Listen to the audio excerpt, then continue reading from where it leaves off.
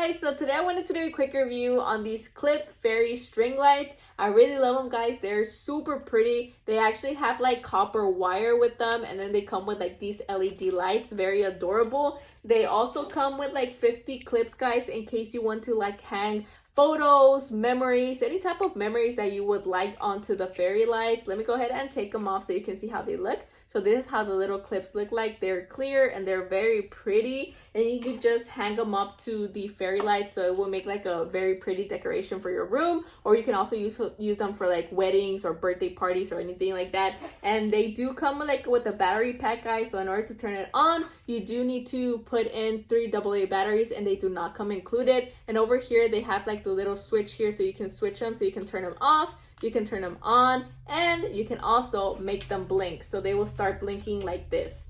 But yeah, guys, this is how the fairy lights look like. They're super pretty. I would definitely recommend them, especially if you're trying to like glam up your room, or if you're trying to do like this beautiful decoration for weddings or birthday parties. These are the perfect choice, especially now that the holidays are coming up. You can also use them for that. But yeah, guys, I really love them, and I would definitely recommend them.